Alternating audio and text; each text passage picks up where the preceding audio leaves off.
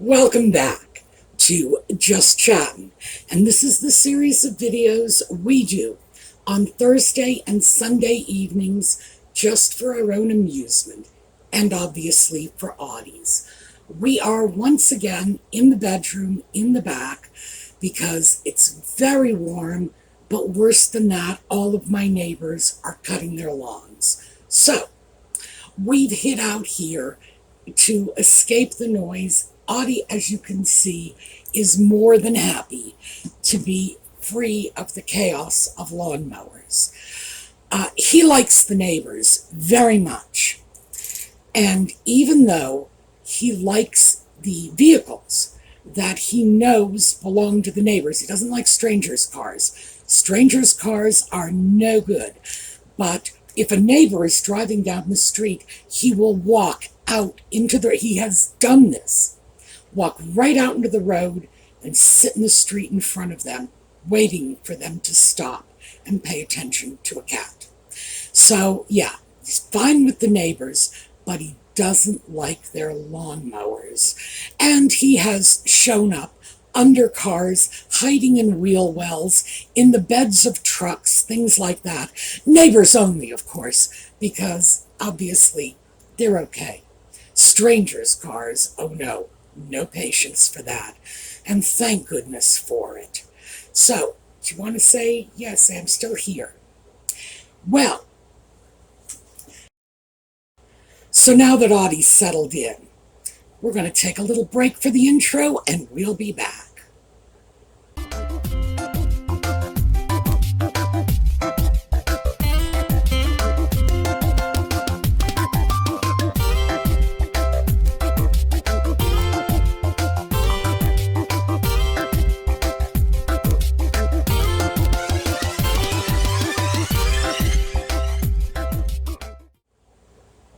So let's start off with a little tidbit that cropped up in the news the past couple of days. Apparently, Nutmeg, who knows in her heart of hearts that the rules do not apply to her, decided that it was okay if she took one of her dogs into an open-air market where dogs were not allowed, and it was posted. But hey, the rules don't apply to her, right? So, I'm an animal lover. You all know that. I'm filming this with a cat in my lap. And by the way, when he wants attention, he digs his little claws into me. So, yeah, look what I'm willing to put up with. You know, you all know I am an animal lover. And not just cats, dogs as well. And birds and lizards and... if it's got 4 legs or even no legs, I'm crazy about it. The reason these rules are in place is because in areas where food is sold, either prepared food, like food that you would eat and take with you, or regular whole foods like you would buy in the grocery store, animals, especially dogs, can get a little carried away. It's a great temptation for them. And even a very well-behaved dog might snap after something. Not only that, but when you have a whole lot of people, all of whom think their dog is the best behaved animal in the world, all congested in a small area, you have the possibility of dogs becoming aggressive with one another. And that's not necessarily violent aggression. That could be sexual aggression. There are things that can go wrong. We may love our pets. And Lord knows, I do. I love you. Yes, I do. We may love our pets. And we may anthropomorphize our pets. Again, I know I do, but they're not people. And there are some places where animals simply don't belong, and it is for their own safety as well as the safety of everyone around them. In many cases, we're talking about Department of Health regulations. You violate that, and your entire market can get shut down. So, I don't know whether or not the no dog policy at this Montecito Lala open air market was dictated by the Department of Health, or if it was simply something that the vendors themselves or perhaps the township officials determined to be in everyone's best interests. But you can't just flout these regulations as if they don't matter, as if you are the only thing that counts. And there is another issue at stake, and that is that qualified, trained service animals are exempted from these regulations, and they should be. The fact is, when a guide dog comes out of the seeing eye school, they've got the vocabulary of a 4-year-old child, like seriously, 4-year-old child.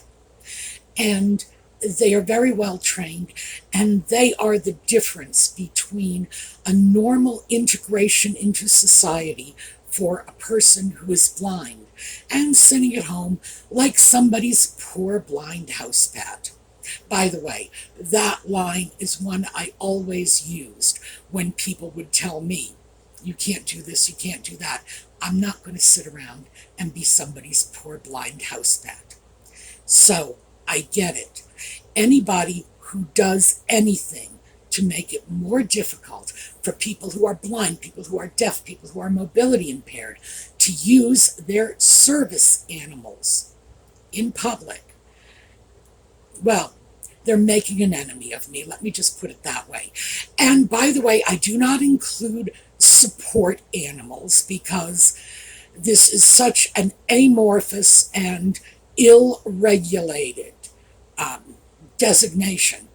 By the way, I sent in an application at one point to get Audie designated as my support animal, mostly because I wanted to see what the process was. Well, here's the process. I say I am unhappy when my cat is not with me. I give them $100, and bang, support animal. So, no, I am not counting emotional support animals in with this. And by the way, I never finished that application. I never sent in the money because, if truth be told, he is not my emotional support animal. I am his emotional support animal. And I know you all clued into that a long time ago. But the fact is, in doing this, that woman is making it hard for people who truly need their animals to find the animal welcome somewhere, because her little ill-trained beagle or whatever it was wandering around at her feet, no, that is not a legitimate service dog. That is nothing more than somebody's house pet. And if the sign says no dogs, guess what, Nutmeg? It applies to you. So, given the fact that that's the only thing she's had to captivate our interest recently, I thought I would finally get around to talking about something I have wanted to talk about for a very long time. And that's our friend, the bench. Now, I am not touching the so-called poetry in this, mostly because it's too awful. It doesn't even dignify a legitimate critique. Would I critique that if a 6 or 7-year-old child handed it to me? Of course I would. But from a grown adult, no. It simply doesn't rise to the level of being worthy of a serious critique. It's a joke. But let's instead talk about what the sociological messages are that are communicated by this book to the age range of the child. And I am assuming this is a child who is either unable to read or just barely learning to read. So So what we are looking at is children presumably under 7, because I think once they are over 7, that's not a book that's going to hold their interest. So we're mostly reliant on the images. And I realize Nutmeg didn't create the images, but she certainly dictated them. And come on, we all know this. There are 2 pictures of her in the book, and yeah, of course, she dictated the images. She was the one who put this joke together. So she would have supervised the images that went into the book. And we also need to keep in mind that this book, which is about fathers and sons, was allegedly written by a feminist. And fathers and sons and their bond and their relationship through the generations is the definition of the patriarchy. Bang, you can't get more spot on than that. Therefore, it is extremely hard to get more unfeminist than that. But never mind the fact that a full 50% of the population is out in the cold on this one, because mothers and daughters are not included. It's fathers and sons. And apparently she thought this was cute, but again, she's not a feminist. So naturally, her mind would run in a direction in which she would think this was cute. But even within that world, we are not seeing modern 21st century sensibilities. And let's just take a quick look at this. We need to start with approximately 16% of U.S. children are being raised with parents who are not biologically connected to them. And in this book, we have 17 images of fathers and sons. I believe we have 19. Yes, 17 father and son pairs that are unique. But we have the sock puppet Archie pair repeated 2 more times. So we have a total of 19 images of fathers and sons. And we only have 2 father and son pairs who do not appear to physically resemble each other. Well, that's not reflecting normal life. Not in this country. In this country, the father that is raising the child can, in fact, be a non-biological relative.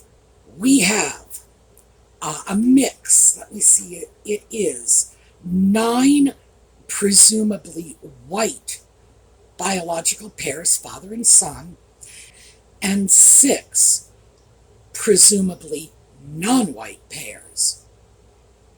I'm wondering where we got it into our head that there were twice as many white people in this world as people of color. I don't know, but we seem to have. Because remember, in addition to those 9 white pair, we have 2 repetitions of one of those pair. So basically, we're showing twice as many white father-son pair as we are showing non-white. And if we want to expand this a little more, let's take a look at the demographics globally. Throughout the world, half the population is Asian or South Asian. We throw them in together, we get about half. 1/6 is white, 1/6 is black, and 1/6 is a whole bunch of other things that constitute the remainder, which includes racially mixed people. So how many Asians do you think are in here? Come on, let's guess. We actually have one image that is identifiably South Asian, and that is a Sikh father and son. Now, I am very, very pleased for any representation the Sikhs get anywhere, because they represent about 1/3 of 1% of the world's population. They are a very, very tiny minority. So, I wouldn't take their representation away from them at all. However, if you're going to represent a teeny tiny minority, how can you walk away from half the world's population? Because there are no Asian faces here. Keeping in mind that East Asians, as opposed to South Asians, represent 1/3 of the world's population. South Asians, roughly 1/4. Now, of course, these are not specific figures by any stretch of the imagination, but when you combine them together, half the world's population is Asian. And this is all the representation they get. Oh my, interesting and unusual, because as we move into the other issues, the people who are most likely to be raised in families with the biological father present are the upper middle classes and the upper classes. The lower middle classes and the working poor have a much, much higher rate of dad not in the home. So, also, this is a white feature. Whites are more likely to have dad in the home than minorities.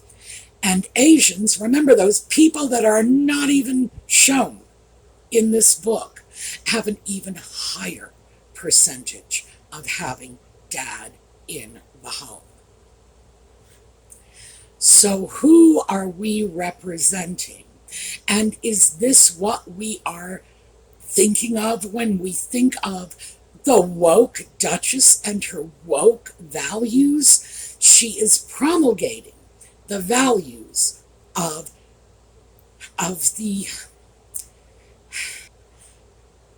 the white middle class, of the patriarchy. Women are really not a feature in this book. But how about the others? What about the families in which there are 2 dads?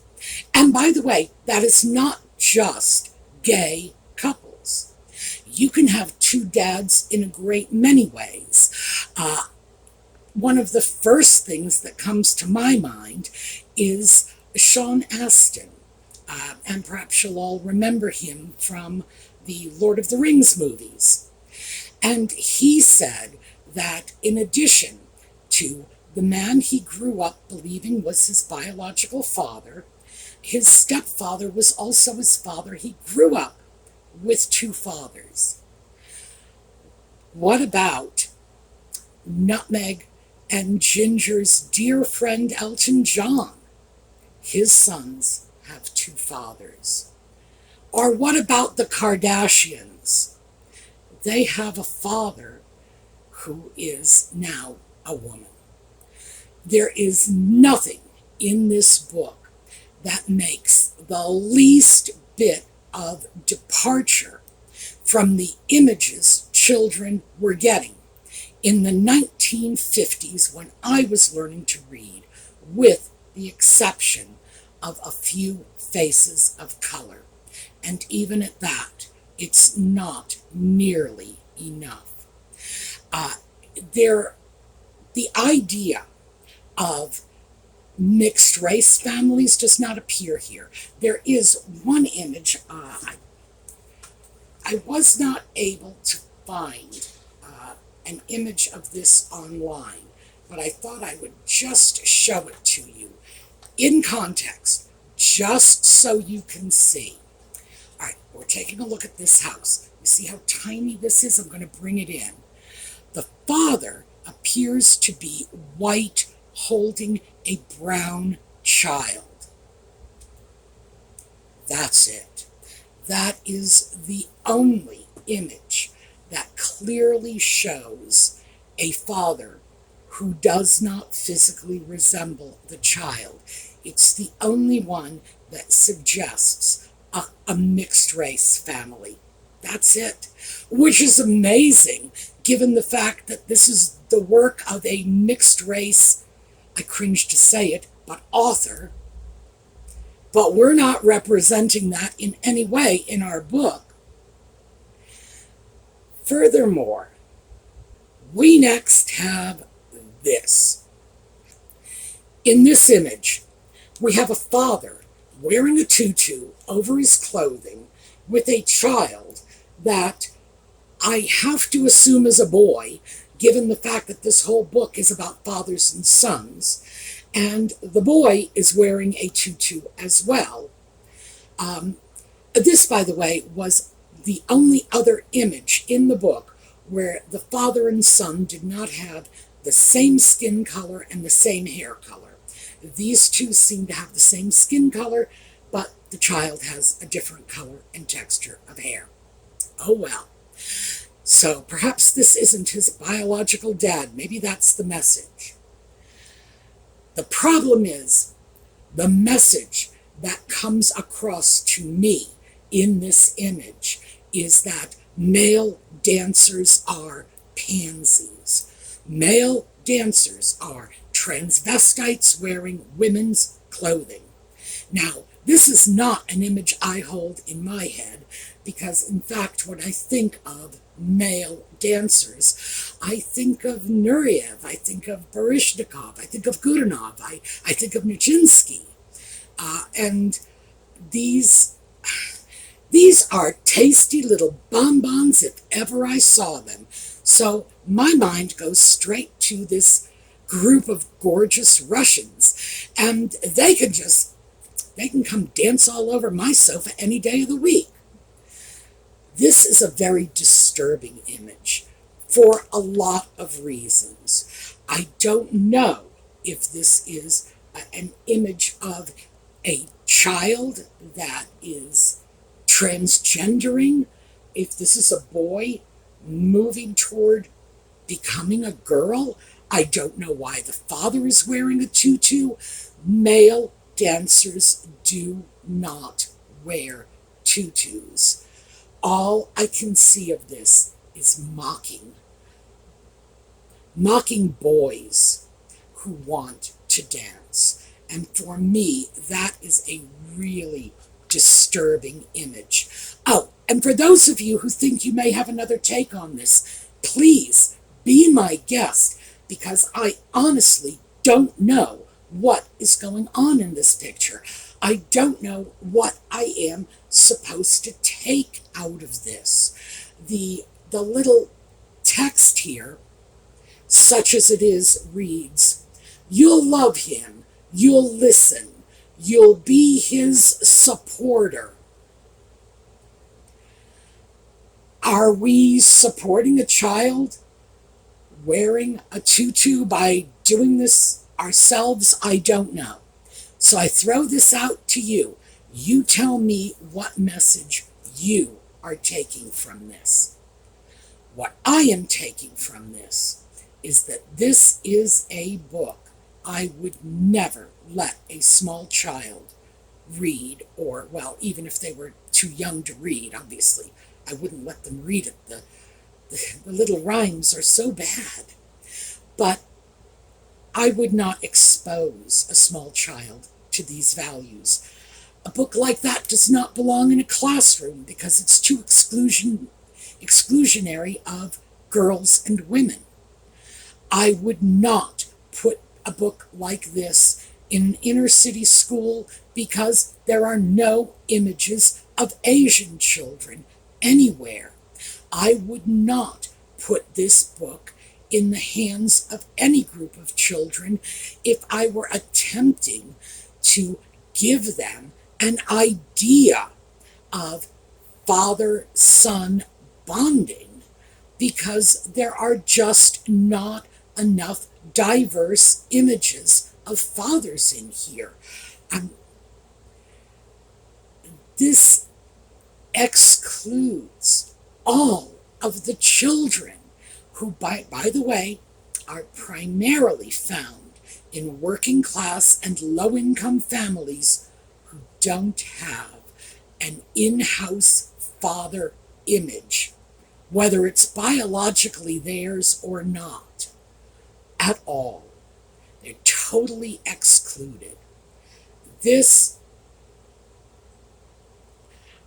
I think the only way something like this is ever going to manage to get into a school is if Nutmeg just shows up with a truckload of them and dumps them off for free. Even then, I could only imagine responsible teachers looking at this and saying, oh, good Lord, I can't give children this poetry. We don't want them to think this is what real poetry reads like.